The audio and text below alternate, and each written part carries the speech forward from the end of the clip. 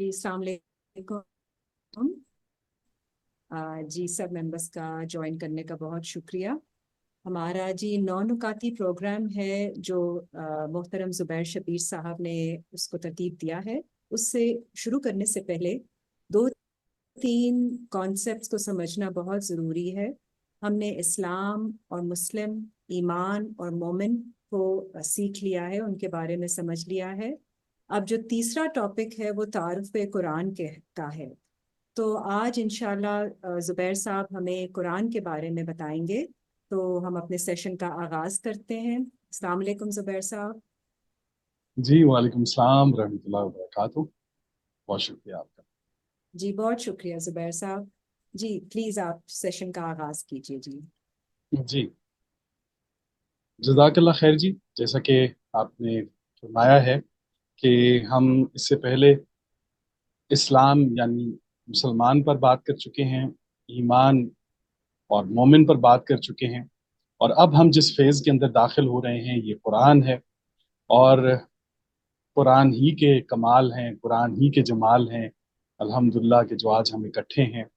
तो आज हम ज़रा कुरान का एक मुख्तसर सा तारुफ देंगे ताकि आने वाले जो हमारे प्रोग्राम्स होंगे उनमें कुरान करीम की वो वो चीज़ें हम आपके सामने इंशाल्लाह लेकर आएंगे कि जो बिल्कुल फी ज़माना हमारे साथ जो है वो ताल्लुक़ रखती हैं।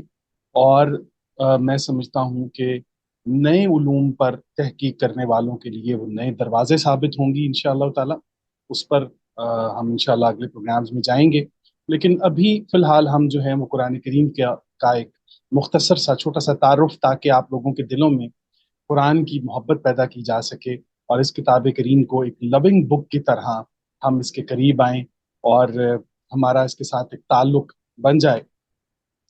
और अ, कामयाबी यही है कि जिस तरह के अल अलग इंटरनेशनल है या हमारा QWS है, तो हमारे तमाम जितने भी इदारे हैं इनमें हमारा मकसद ये रहा है कि किसी तरीके से इंसान और कुरान के दरमियान फासले ख़त्म कर दिए जाएं।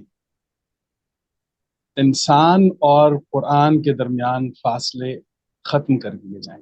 तो आज हम कुरान के ऊपर गुफ्तगू कर रहे हैं। सबसे पहले तो हम ये ले लेते हैं कि लफ्ज़ कुरान जो है, इसका मादा जो है, एक तो इसका मादा है करा। करा जो कि सबको पता है। एक मादा है कराना। बहुत से उलमा ने कहा कि ये करा के मादे पर है, और एक कुछ उलमा ने फरमाया कि ये कराना के मादे पर है, जैसा कि डॉक्टर इसरार साहब ने भी अपनी तफसीर के अंदर इसका, अपने आगाज में ही अपनी तफसीर के अंदर इसका जिक्र फरमाया है। तो आप ये देखें कि हमें सबसे पहले तो इस लफ्ज़ के बारे में पता होना चाहिए कि करा और कराना, अगर ये दोनों मादे आते हैं तो इनका मतलब क्या होता है और इससे हमें क्या हासिल होता है। हम पहले तो ये बताएं कि करा जो है, करा कहते हैं किसी चीज का इकट्ठा होना, जमा होना। उमूमी मानी जो है वो ये है कि पढ़ना, किसी चीज को पढ़ना, जानना, उसके बारे में, उसे करा कहा जाता है। लेकिन जब हम थोड़ा सा डीपली जाएंगे तो हमें पता चलेगा कि कुरान करीम में काफ और रा जहां पर आएगा, काफ और रा, वहां पर तकर्रुब आएगा, किसी चीज का इकट्ठा होना आएगा। अब वो कर्न हो, जमाना हो, अब वो क़िरा हो, पढ़ना हो, कि और पढ़ाई में भी हम जानते हैं कि हुरूफ का मिलकर एक जुमले की शक्ल में आना और फिर उसका जुबान से अदा होना, ये क़िरा कहलाता है। उसको जमा करके पढ़ लिया गया है, ये क़िरत है, ये क़िरा है। अच्छा जी, अब कर में जब आप देखेंगे कि जिस तरह अल्फाज को मिला के करीब लाकर हम एक मानी अख्स कर लेते हैं, इसी तरीके से करा के अंदर आपको काफ रे के मादे पर जितने भी अल्फाज मिलेंगे उनमें एक चीज, एक शेड आपको दिखाई देगा, वो होगा कुर्ब का शेड, तकर्रुब का शेड। अब कर जो है वो कुरैश हो, वो कुर्ब हो, वो करीन हो, वो कुरान हो, ये तमाम तर जहां जहां पर भी आप कर्श जो है वो अरबी जुबान में पैसों को भी कहते हैं, और वो जमा होते हैं, जारी बात है जमा होते हैं तो उनको कर्श कहा जाता है। अल कुरैश इसलिए उनको कहा जाता था कि ये बादिया, मुख्तलिफ बादी नशीन लोग जब ایک جگہ پر اکٹھے ہوئے تو انہیں قریش کہا گیا. تو قاف اور را کا مادہ جہاں پر بھی آپ دیکھیں گے وہاں پر آپ کو ایک شیڈ دکھائی دے گا اور وہ شیڈ ہوگا تقرب کا. تو قرا کے مادے پر جب آپ آئیں گے تو یہاں پر آپ کو پتہ چلے گا کہ کسی چیز کا جمع ہونا اور پھر جمع ہو کر زبان سے اس کی ادائیگی، یہ قرت ہے، قراءہ ہے. آپ کی زبان بھی الفاظوں کو جمع کرتی ہے اور ادا کرتی ہے. یوں ہم ادا کردہ جملوں کو جب ادا کرتے ہیں، مطلب جمع ہوئے جملوں کو ادا کرتے ہیں، تو یہ ہماری قرت ہوتی ہے، یہ قرا ہوتا ہے. لیکن قرآن جب اسی کو مزید اور گہرائی میں لے کر جاتا ہے تو پھر وہ یہ بتاتا ہے کہ قرا جو ہوتی ہے، یہ اس سے پہلے ہم دو الفاظ آپ کے سامنے رکھ دیتے ہیں تاکہ مزید آسانی ہو جائے کہ قرآن کریم میں قرا اور تلاوہ میں کیا فرق ہوتا ہے. قرا اور تلاوہ، اب تلاوہ میں ہم بتا چکے تھے کہ بہت ڈیپلی جب ہم اس کے اندر تدبر کرتے ہیں تو پتہ چلتا ہے کہ کسی شے کے ساتھ اس انداز میں چلنا کہ وہاں سے آپ کو کچھ حاصل ہو جائے، وہ آپ کا وہ تلو کا لفظ جو ہے وہ وہاں پر آتا ہے. لیکن تلو اب تلاوہ سے بھی ہے اور پڑھنے سے بھی. تو قراء اور تلاوہ میں یہ فرق ہوتا ہے کہ جب آپ کسی چیز کو محض اپنی زبان سے ادا کرتے ہیں تو یہ تلاوہ ہوتا ہے، لیکن جب قراء کی بات آتی ہے تو یہ اس کی مکمل انڈرسٹینڈنگ ہوتی، مکمل انڈرسٹینڈنگ ہوتی. اس کی ہم نے بہت ساری مثالیں دی تھیں کہ ایک خبریں پڑھنے والا جو ہے وہ تلاوہ کرتا ہے، وہ قراء نہیں کرتا. وہ تلاوہ کر کے ان تمام الفاظ کو ادا تو کر دیتا ہے، لیکن وہ یہ نہیں جانتا کہ ان کے اندر کتنی صداقت ہے، ان کے اندر کتنی امانت ہے، ان کے اندر کتنی سچائی ہے. وہ انہیں ایک جو خبریں پڑھنے والا ہے، وہ نیوز کاسٹر جو ہے، وہ اس کو پڑھتا ہے لیکن وہ اس کو قراء نہیں کرتا. لیکن اس کے برعکس آپ دیکھیں گے کہ جب ایک ڈاکٹر جو ہوتا ہے اس کے سامنے جب ایکس رے رکھے جاتے ہیں تو وہ اس ایکس رے پر بظاہر تو کوئی تحریر، کوئی چیز نہیں لکھی ہوتی، لیکن وہ اس حالت کو دیکھ کر یہ بتا دیتا ہے کہ اس مریض کو مسئلہ کیا ہے. تو وہ قراء، اس ایکس رے کو وہ قراء کرتا ہے، وہ اس کو لرن کرتا ہے. تو لرننگ میں اور ریڈنگ میں یہ بنیادی فرق ہوتا ہے کہ لرننگ میں آپ ڈیپ اس کے اندر آپ داخل ہوتے ہیں، اور ریڈنگ کے اندر لازمی نہیں ہے کہ آپ ڈیپلی اس کے اندر اتر سکیں یا اس کے اندر جا سکیں.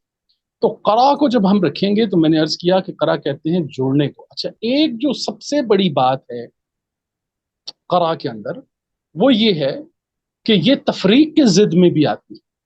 جو چیز متفرق ہو جائے وہ قرا نہیں ہوتی. قرا کے اندر سب سے بڑی خوبصورتی یہ ہوتی ہے، قر کے اندر، قرآن کے اندر سب سے بڑی خوبصورتی یہ ہے کہ یہ جمع کرتا ہے. قرآن جو ہے یہ جمع کرتا ہے، جبکہ آپ اسی کے بالکل دوسری طرف دیکھیں گے تو وہ تفارق آئے گا، فرق آئے گا کہ کسی چیز کا بکھر جانا، منتشر ہو جانا، یہ اس کی ضد میں بھی استعمال ہوگا یہ لفظ. تو قر کہتے ہیں جمع کرنے کو، جمع کرنے کو. اور اسی سے ایک مادہ ہم نے بتایا کہ قرا کے لفظ پر یہ ایک مادہ جو ہے وہ قرا کے اس پہ ہے. اچھا، دوسرا مادہ جو ہے وہ قرنا ہے، وہ اس سے بھی زیادہ ڈیپ اور خوبصورت ہے. وہ اس سے بھی زیادہ ڈیپ اور خوبصورت اس لیے ہے، قرنا کہتے ہیں کمپیرزن کرنے کو، تقارن کرنے کو.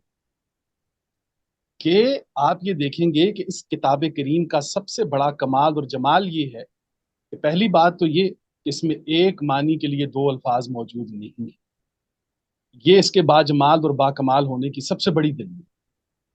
اب یہ تقارن کرتی ہے، تبھی اب آپ تقارن کرنے کے لیے تو آپ کو پتا ہونا چاہیے کہ رحمان اور رحیم کے درمیان کیا فرق ہے، اقرا اور تلاوہ کے درمیان کیا فرق ہے، نزل اور انزل کے درمیان کیا فرق ہے، رسول اور نبی کے درمیان کیا فرق ہے، کتاب اور قرآن کے درمیان کیا فرق ہے. اسی طریقے سے ہر وہ ذو معنی الفاظ کے جنہیں ہم ایک سمجھ رہے ہوتے ہیں، قرآن کریم اپنے دلائل اور برہان کے ساتھ آپ کو وہ کمپیرزن پیش کرتا ہے کہ دیکھیے، کمپیرزن کیجئے کہ یہاں پر یہ لفظ آیا ہے تو کس مقام پر آیا ہے، کیوں آیا ہے. تو قرنا کے اندر تقارن ہوتا ہے جی. اور قرنا کے مادے کو جب آپ کو میں نے بتایا نا کہ جب الف کے اوپر حرکت آ کے وہ اس کسی بھی جملے کے اندر وہ داخل ہوتی ہے تو وہ انفینٹی کے اندر چلا جاتی ہے، وہ بات انفینٹی کے اندر چلی جاتی ہے. تو اب یوم جو ہے ایک دن ہوتا ہے، ایام جب اس کے اندر آتے ہیں، الف جب داخل ہوتا ہے اس کے اندر اور اس کے اندر اوپر زبر آتی ہے تو ایام کی اس کی حرکت پر وہ انفینٹی لامحدود ایک ایرا کے اندر داخل ہو جاتی ہے. تو الف کی جو حرکت آئے گی وہ جب جس چیز لفظ کے اندر داخل ہوگی وہاں پر آپ کمال یہ دیکھیں کہ قرآن، اب قرن ایک زمانہ ہے، قرون، قرن ایک زمانے کو کہتے ہیں، قرون زمانوں کو کہتے ہیں. اب اسی طریقے سے قرآن اب لا تعداد زمانے، اس میں ماضی، حال اور مستقبل سب زمانے اس کے اندر ضم ہو جاتے ہیں. وہ کتاب کریم کے جو ایک ہی وقت میں 3 زمانوں کی مسافر ہے، اسے قرآن کہا جاتا ہے. لا تعداد زمانوں کا، لا تعداد زمانوں کی ترجمانی کرنے والی کتاب قرآن. تو ہمیں یہ پتہ ہونا چاہیے کہ یہ 2 بڑے مادے جو ہیں یہ استعمال ہوتے ہیں اس کتاب کریم کے لیے. ایک قرا کا مادہ ہے اور ایک مادہ ہے قرنہ. اور قرنہ کے اندر تقارن ہے، قرا کے اندر بھی ملنا ہے، جو کہ ضد ہوگی تفریق کی. ہمیں فرق کی طرف نہیں جانا، بلکہ ہم نے اکٹھے ہونا ہے، جمع ہونا ہے، ایک دوسرے کے ساتھ مل کر چلنا ہے تاکہ اس کتاب کریم کو ہم سمجھ سکیں.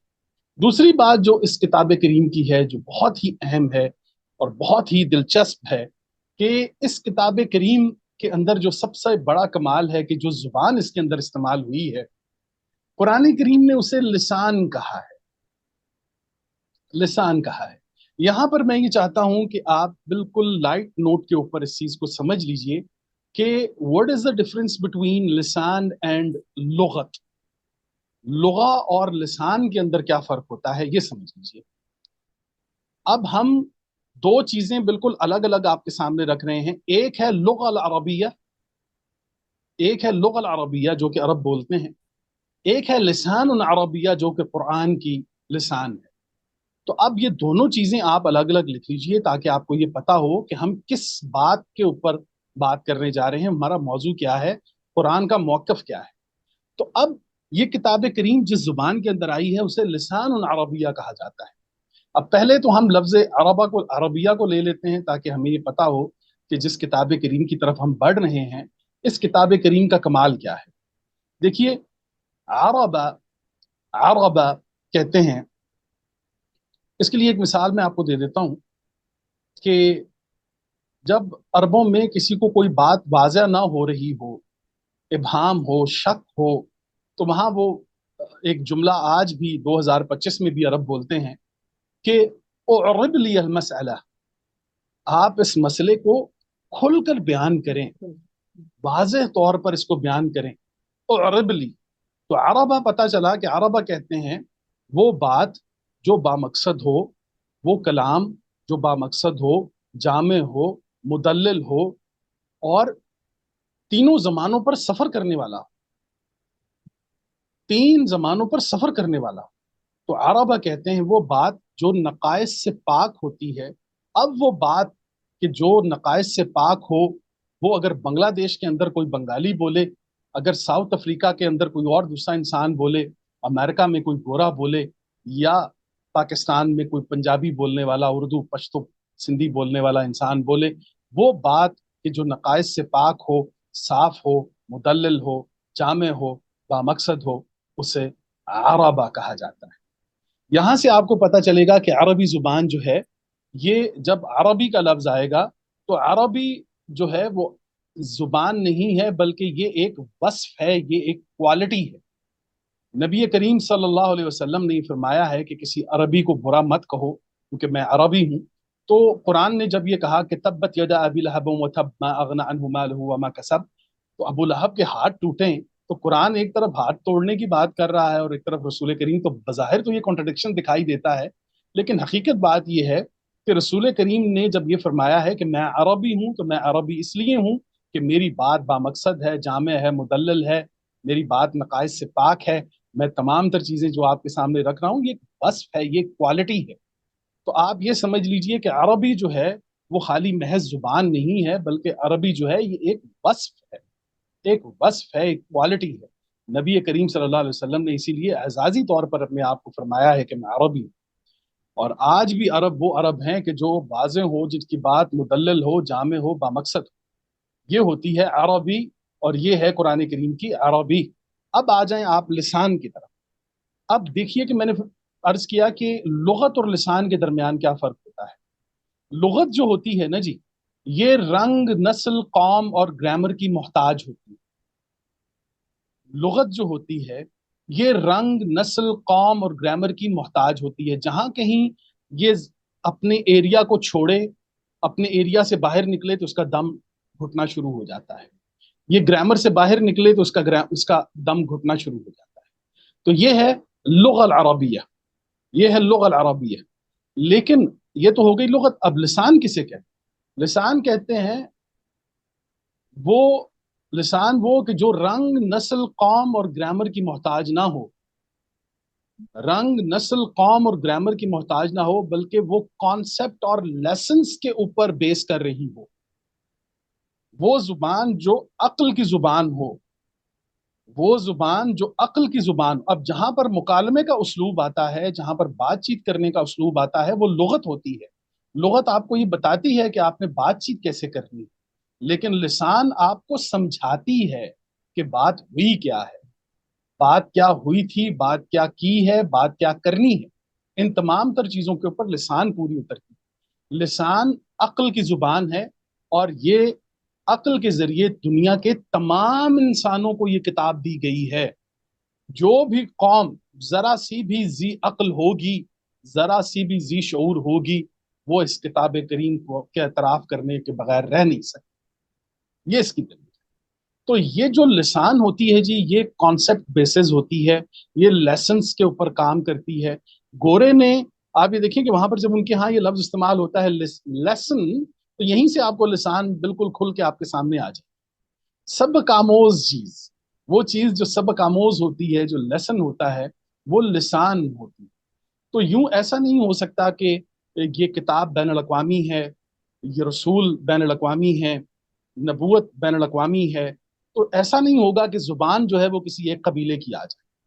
تو قرآن کریم نے ایسا نہیں کیا. قرآن کریم نے یہ کیا ہے کہ ایک ایسی زبان جو ہے وہ عطا کی ہے جسے لسان العربیہ اس نے کہا ہے. تو اس نے لسان العربیہ اس لیے کہا ہے کہ وہ بات کہ جو رنگ، نسل، قوم اور گرامر سے آزاد ہو. ایسا نہیں ہوگا کہ وہ اس کے اندر ڈھلے اور وہ مقید ہو جائے، وہ قیدی ہو جائے، بلکہ یہ پوری دنیا کے انسانوں کے لیے ایک عظیم تحفہ ہوگا کہ جو بیس کرے گا کانسیپٹ اور لیسنز کے اوپر. جو قوم بھی ذرا سی ذی شعور ہوگی، وہ کانسیپٹس اور لیسنز کے اوپر، مقاصد اور نتائج کے اوپر نظر رکھنے والی ہوگی. یہ لسان القرآن، یہ لسان العربیہ اس انسان کی زبان ہے. تو ہمیں سب سے پہلے یہ پتا ہونا چاہیے کہ لغت اور لسان کے درمیان قرآن کریم کیا فرق کرتا ہے. وہ میں نے آپ کے سامنے رکھ دیا کہ لغت جو ہوتی ہے یہ رنگ، نسل، قوم اور گرامر کی محتاج ہوتی ہے، جبکہ لسان جو ہوتی ہے یہ رنگ، نسل، قوم اور گرامر سے آزاد ہوتی ہے. یہ کانسیپٹ اور لیسنس کے اوپر بیس کرتی ہے. آخری ایک مثال میں دے دیتا ہوں کہ پوری دنیا میں ڈرائیونگ کا ایک طریقہ ہے، کانسیپٹ ہے. ایک کانسیپٹ ہے، ڈرائیونگ کرنا ایک کانسیپٹ ہے، اور ڈرائیونگ سیکھنا، سکھانا ایک لیسن ہے. تو آپ پوری دنیا میں دیکھیے کہ یہ لیسن جو ہے وہ پوری دنیا میں تمام انسان بلا تفریق دیتے بھی ہیں، اس کو لیسن بھی دیتے ہیں، اور پھر وہ کانسیپٹ اس کو سمجھ بھی آ جاتا ہے. اب اس کے بعد لائسنس آپ جس مرضی زبان کے اندر حاصل کریں. کمال یہ ہے کہ آپ نے لسان القرآن کو حاصل کر لیا ہے، آپ کے پاس کانسیپٹ اور لیسن آ گیا. اب آپ اس کی امپلیمنٹیشن کے لیے پنجابی استعمال کریں، اردو کریں، انگریزی کریں، بنگالی کریں، چائنیز کریں، دنیا کی کوئی زبان آپ کریں، یہ قرآن آپ کی ہیلپ آؤٹ کرے. یہ لسان القرآن ہے. تو ہمیں سب سے پہلے تو اس کتاب کریم کی طرف بڑھنے سے پہلے ان بنیادی چیزوں کا پتہ ہونا چاہیے کہ یہ قرآن جو ہے یہ اپنے مادے میں، قرأ اور قرآن کے مادے پر کہاں پر، کس مقام پر کھڑا ہے. اس کے بعد جو ٹول اس نے استعمال کیا ہے وہ اتنا کمال ہے کہ آپ یہ کمال دیکھیے قرآن کریم کا، کہ آج بھی 2025 میں لسان القرآن جو ہے وہ چیلنج کر رہی ہے لغہ العربیہ کو. لسان العربیہ جو ہے یہ چیلنج کر رہی ہے لغہ العربیہ کو کہ اگر آپ کے اندر ہمت ہے تو اس جیسی ایک آیت بنا کر. اور وہ عاجز ہے. کیونکہ اس کی بنیاد میں آپ کو بتا دیں. کیونکہ اب جب ہمیں یہ کہا جاتا ہے کہ یہ بھی ایک بڑی عجیب سی بات میں آپ کے سامنے رکھتا ہوں کہ جناب یہ قرآن جو ہے نا آپ کو تب سمجھ آئے گا جب آپ شاعروں کی زبان سمجھیں گے. جب تک آپ عربوں کی شاعری نہیں سمجھ جاتے، جب تک آپ عربوں کا وہ جو شاعری کا ایک وہ کیا کہتے ہیں نا جی، دیو ہے نا ہمارے لیے، تو وہ ایک دیو بن چکا ہے اس وقت. اور پھر اس شاعری کے اندر اب آپ دیکھیے کہ جی وہ اور قرآن کیا کہہ رہا ہے کہ اے نبی، یہ آپ کو شاعر کہتے ہیں، یہ تو آپ کو زیب ہی نہیں دیتا. ये आपको शायर समझते हैं? ये तो शायरी तो आपको जेब नहीं देती। क्यों नहीं जेब देती, अब ये सुन लीजिए। शायरी में जो शायर होता है ना जी, उसके लिए अपनी किसी भी गजल को, नज्म को मुकम्मल करने के लिए, अब गजल को मुकम्मल करने के लिए वो काफिया रदीफ, यानी वो आखिरी अल्फाज का मैच अप करता है। काफिया रदीफ मिलना चाहिए, मकसद चाहे उसका जो भी हो, वो अपने काफिया रदीफ के ऊपर जो है वो निगाह रखता है। एक शायर अपने काफिया और रदीफ के ऊपर ही तवज्जो देता है। लेकिन ये लुगत करती है, लिसान ये नहीं करती। लिसान आपको बताती है कि रहमान का लफ्ज आया है तो क्यों आया है, रहीम आया है तो क्यों आया है, अल्लाह आया है तो क्यों आया है, रब आया है तो क्यों आया है, कुरान आया है तो क्यों आया है, किताब आई है तो क्यों आई, बशर आया है तो क्यों आया है, इंसान आया है तो क्यों आया है, आदम आया है तो क्यों आया है, मुस्लिम आया है तो क्यों आया है, मोमिन आया है तो क्यों आया है, इस्लाम का लफ्ज आया है, ईमान का लफ्ज। अब ये जो तफरीक है कि कुरान करीम, मैंने अर्ज किया कि एक मानी के लिए दो अल्फाज नहीं इस्तेमाल नहीं करता, शायरी की तो यहीं पर मौत हो जाती है। क्योंकि शायर का असल मकसद जो होता है वो काफी रदीफ को मिलाना होता है। इसलिए कुरान ने आप सल्लल्लाहु अलैहि वसल्लम को फरमाया है कि ये शायर कहते हैं, शायरी तो आपको जेब ही नहीं देती। तो आप सल्लल्लाहु अलैहि वसल्लम, और यहाँ से आपको पता चलेगा कि मैं अर्ज कर रहा हूँ कि लुगा अल अरबिया को आज भी चैलेंज कर रही है लिसान अरबिया, जो कुरान की जुबान है, कि इस जैसी एक आयत बनाकर लाएं। अब ये चैलेंज मुझे और आपको तो नहीं है ना, हम लोग तो बिल्कुल भी अरबिया से वाकिफ नहीं है। तो आपको ये पता होना चाहिए कि लुगा अल अरबिया जो है, ये वो मोस्ट ऑथेंटिक जुबान है जो लिसान अल कुरान की तर्जुमान है, लिसान अल अरबिया की तर्जुमान है। वो जुबान के जिसने लिसान अल कुरान की तायीद की है, वो लुगा अल अरबिया है। यानी आपको मुकालमे के उसलूब का पता होना चाहिए, तो आप लुगत पढ़ेंगे, लुगत के बगैर तो आप कुरान के अंदर दाखिल नहीं हो सकते। अब कुरान में जब आप लुगत के जरिए दाखिल होंगे तो फिर ऐसा नहीं होगा कि आपने लुगत तक रुक जाना है, बल्कि उसके बाद फिर आपने लिसान का सफर कर,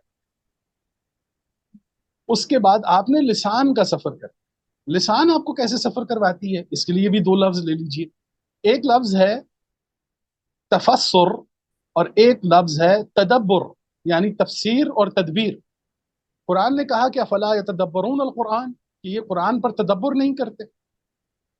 अच्छा जी, अब हम ये बताएंगे कि तफसीर में और तदब्बुर में, तफस्सुर में और तदब्बुर में क्या फर्क है। जो तफसीर होती है ये मज़ाहिर अल आयात के ऊपर होती है। ये एक इंसान की जाती राय, जाती तहकीक, जाती तावील होती है कि वो तरतील करता है आयात के अंदर से और अख्स करता है उसमें से बहुत सारी चीजें। तो ये उसकी तफसीर होती है, ये मज़ाहिर का सफर होता है। जबकि इसी के बिल्कुल बरअक्स तदब्बुर अल कुरान, यानी तदबीर अल कुरान के अंदर जब आप जाएंगे तो तफसीर में आप मज़ाहिर अल आयात के तक पहुंचते हैं, और तदब्बुर अल आयात में आप जवाहिर अल आयात तक पहुंचते हैं, आप आयत के जवाहिर तक पहुंचते हैं। तफसीर के अंदर आप आयत के मज़ाहिर तक पहुंचते हैं। ये बुनियादी फर्क है। ये सफर आपको लिसान करवाती है। जब आप मज़ाहिर की बात करेंगे, जब आप उसलूब की बात करेंगे, जब आप मुकालमे की बात करेंगे, तो आप लुग़त अरबिया की बात कर रहे हैं, आप एराब की बात कर रहे हैं, जेर जबर पेश दम की बात कर रहे हैं, तमीन की बात कर रहे हैं, हरकत की, सर्फ और नहू की बात कर रहे हैं, तो ये लुग़त है। लेकिन जब आप मकासद और नताइज की बात कर रहे हैं, और वो मकासद और नताइज को जो अक्ल की जुबान है और जो दुनिया के तमाम इंसानों के लिए है, ये किसी एक ट्राइब के लिए नहीं है, किसी एक इलाके के लिए नहीं है, इसे कुरान करीम लिसान कुरान कहता है, लिसान अरबिया कहता है।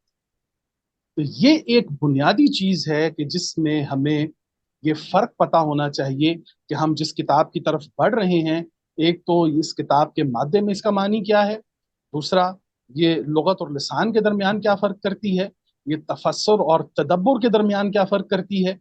ये तमाम तर चीजें जो है ये हमें पता होनी चाहिए। और मैं आपको एक और बड़ी अच्छी चीज ये है कि जो बड़ी बहुत ही अहम है, कि कुरान जो है ये तमाम जमानों का मुसाफिर है। कुरान तमाम जमानों का मुसाफिर है। अच्छा जी, और कुरान तमाम जमानों का मुफस्सिर भी है, ये भी लिख लीजिए।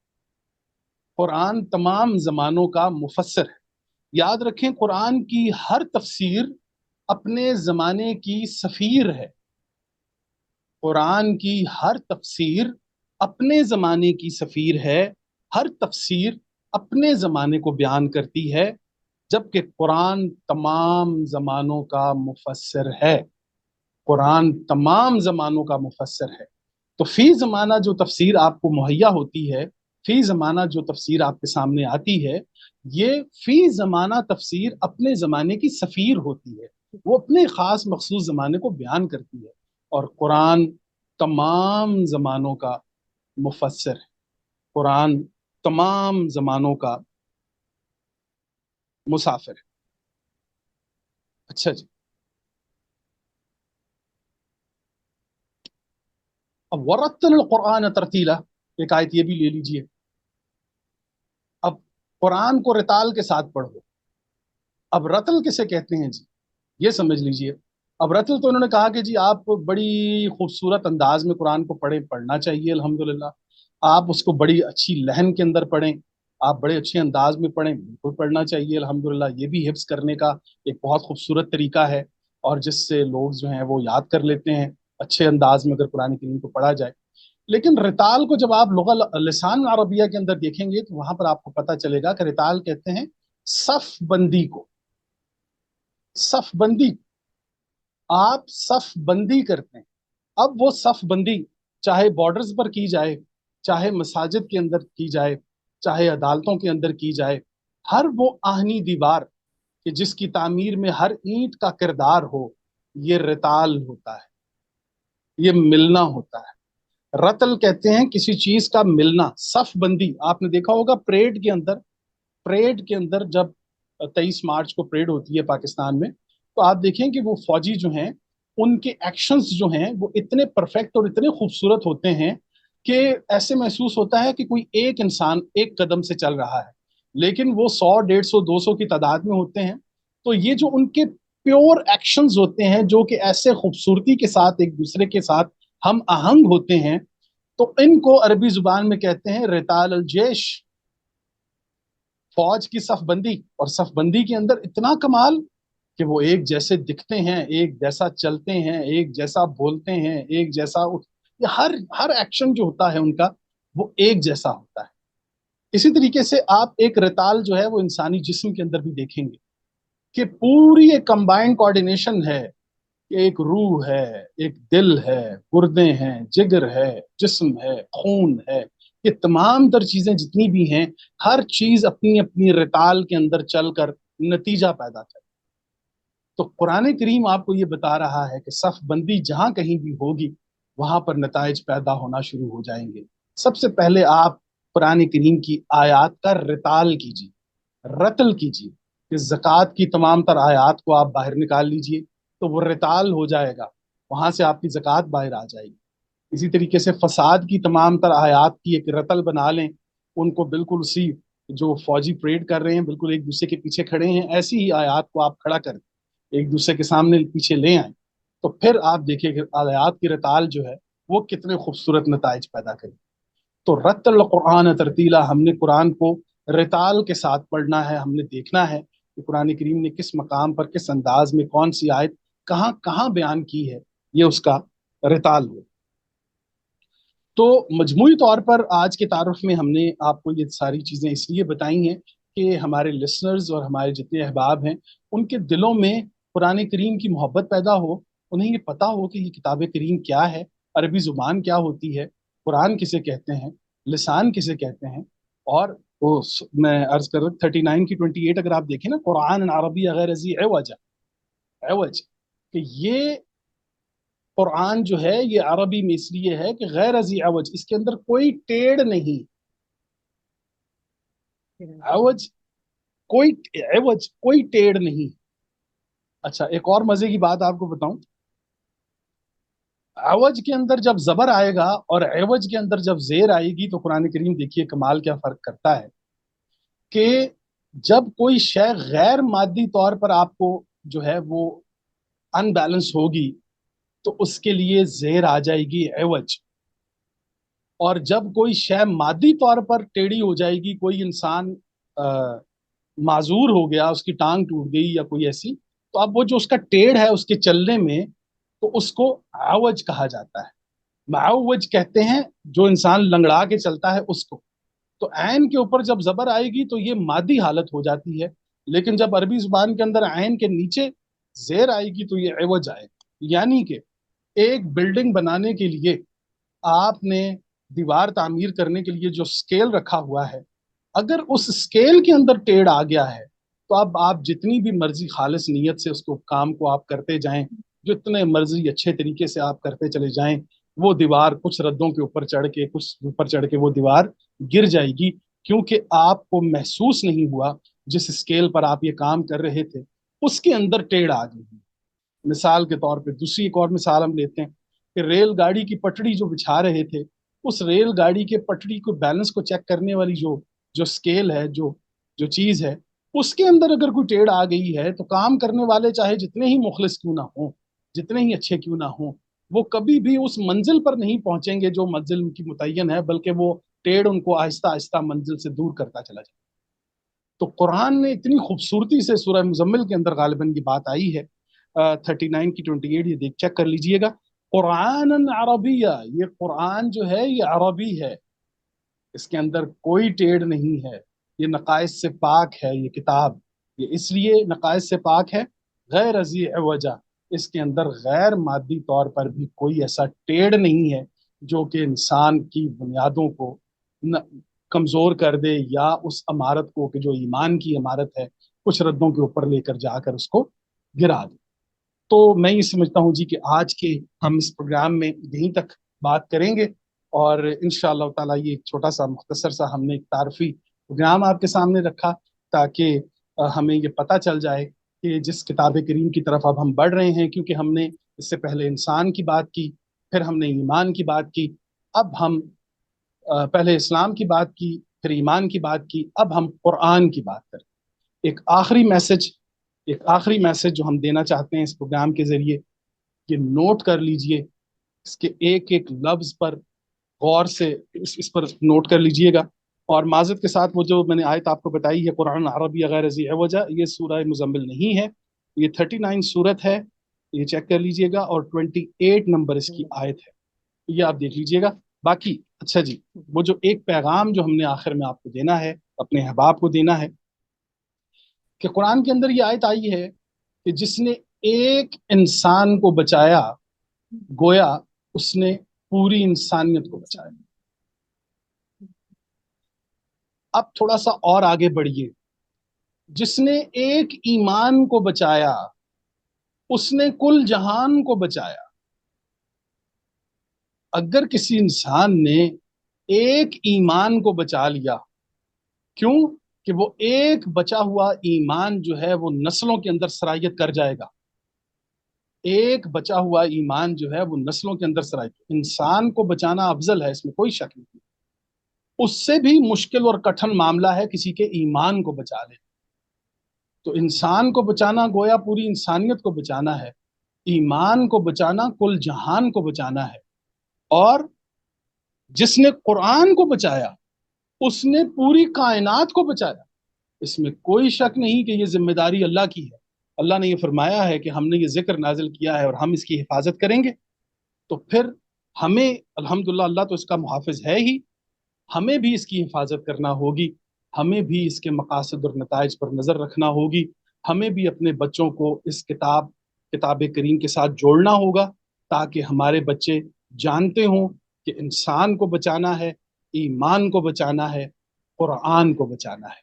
یہ ہے QWS کا وہ پیغام کہ جو ہم دینا چاہتے ہیں انشاءاللہ تعالیٰ، اور اسی پر ہم کام کر رہے ہیں انشاءاللہ تعالیٰ۔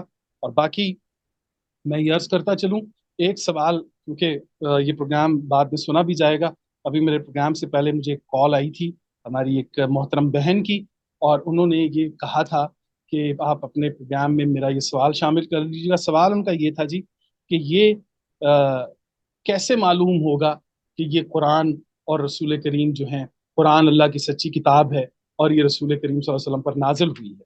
تو یہ بڑا مشکل سوال، تو بڑا مشکل ہے اور بہت تفصیل طلب ہے، لیکن اس کا اختصار کے ساتھ میں جواب آپ کو دے دیتا ہوں کہ یہ کتاب اللہ کی طرف سے نازل ہوئی ہے اور رسول کریم صلی اللہ علیہ وسلم پر نازل ہوئی ہے، اس کا فیصلہ اقوام کی موت و حیات کر رہی ہے۔ اس کتاب کے مقاصد اور نتائج اس چیز کا فیصلہ کر رہے ہیں کہ یہ کتاب سچی ہے یا نہیں. جس طرح سونا جو ہے وہ اپنی کسوٹی پر رگڑ کر پتہ لگ جاتا ہے کہ یہ کھرا سونا ہے یا نہیں، اسی طریقے سے آپ آج کے حالات و واقعات، قوموں کے عروج و زوال، انصاف اور عدل کے اوپر، ان تمام تر انسانی اخلاقیات کے اوپر، معاشرت کے اوپر قرآن کریم کی دی ہوئی آیات کو دیکھ لیجئے. اگر اس سے بہتر کوئی مقاصد اور نتائج آپ کے پاس موجود ہیں تو آپ لے آئیے. ہم نے اللہ اور اللہ کے رسول کو اس کتاب سے حاصل ہونے والے مقاصد اور نتائج کی بنیاد پر مانا ہے، الحمدللہ.